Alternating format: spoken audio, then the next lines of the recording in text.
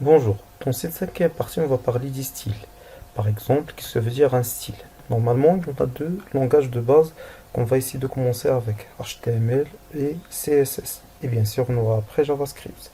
Pour l'HTML, c'est la structure. Comme vous allez remarquer, je précise la place où je vais mettre un titre, ou bien un titre de deuxième niveau, où je vais mettre une liste, ou bien où je veux mettre une image. Donc généralement, ça c'est la fonction principale de HTML, c'est la structure de nos pages web.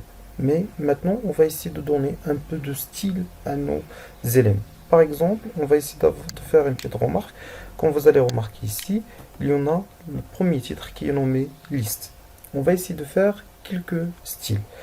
Avant de commencer, nous devons connaître que pour écrire un langage CSS, il y en a trois méthodes.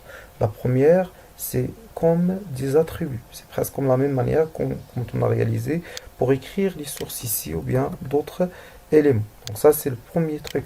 On va utiliser les feuilles de style comme un attribut, ce qu'on appelle inline.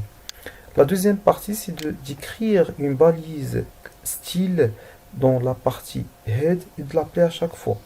Et la troisième étape, d'écrire les feuilles de style dans une feuille externe et de l'appeler en cas de besoin en utilisant link.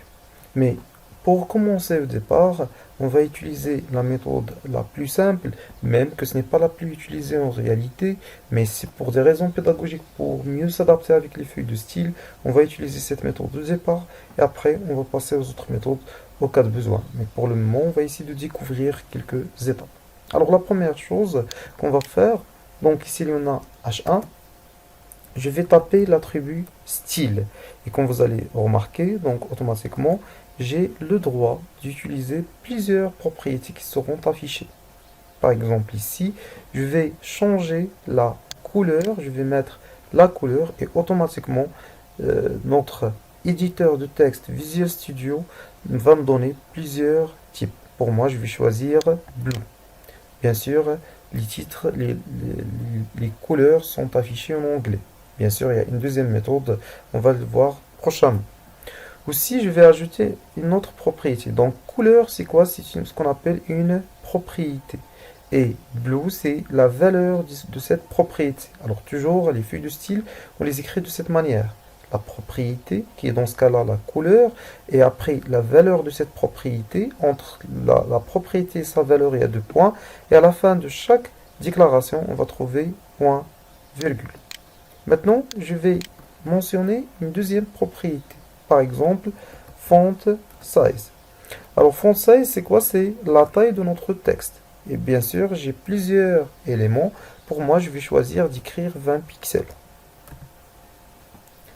Je vais ajouter un troisième élément, par exemple, background color, c'est-à-dire la couleur d'arrière-plan. Je vais choisir, par exemple, cette couleur, donc d'une manière générale, pour faire la première astuce. Donc j'enregistre et j'actualise ma page. Vous allez remarquer que le texte maintenant il est en bleu avec une arrière-plan et de même avec la taille de 20 pixels. Apparemment 20 pixels n'est pas suffisante, donc je vais ajouter plus de taille. Par exemple ici je vais rendre 60 et je vais ajouter une quatrième propriété, par exemple texte online, c'est-à-dire l'alignement de texte.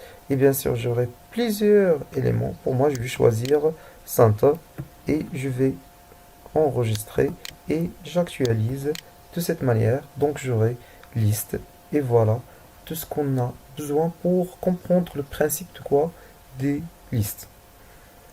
Le principe de quoi? Des styles. Alors, je m'excuse. Maintenant, la chose qui est très très importante, est-ce qu'il y en a d'autres éléments pour les styles? Bien sûr que oui.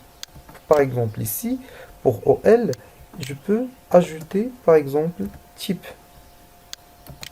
Et comme vous allez remarquer, j'aurai plusieurs types. A majuscule, A minuscule, I ou bien I. Choisissons par exemple A majuscule. J'enregistre et j'actualise. Vous allez remarquer que à la place d'avoir 1, 2, 3, j'ai A, B, C. J'aurai le même principe si je change A par exemple par I. Alors, dans ce cas-là, j'aurai I, 2I, 3I. Pour la deuxième liste, ici, je vais utiliser le principe du style. Je vais choisir automatiquement style et j'aurai à nouveau liste, style, type. Et automatiquement, j'aurai plusieurs choix. Par exemple, ici, j'ai cercle, j'ai square. Donc, pour moi, qu'est-ce qu'on va faire? Je vais choisir, par exemple, ici, cercle. J'enregistre, j'actualise. Ici, j'ai du disque. Alors, si j'actualise maintenant, j'aurai des cercles à la place des disques. Après, donc ça, en utilisant toujours le même principe d'effet de style. La propriété de point et sa valeur. Je peux changer cercle par d'autres valeurs. Par exemple,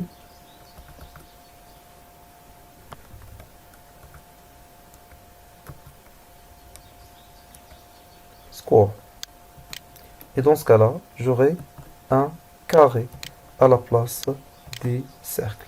Donc ça, ce sont quelques principes que nous pouvons utiliser pour comprendre l'utilisation des styles dans les listes ou bien sur d'autres pages.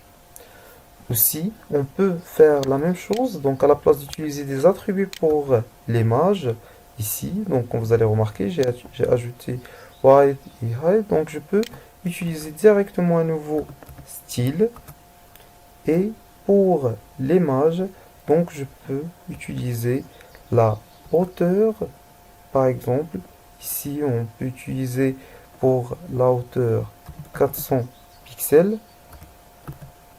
et point virgule et automatiquement j'aurai la largeur qui sera à nouveau 400 pixels qui sera automatiquement 400 pixels et une fois qu'on termine je peux enregistrer. Voilà, c'est tout pour cette cinquième partie. On va continuer Inch'Allah la prochaine fois pour faire d'autres opérations qui sont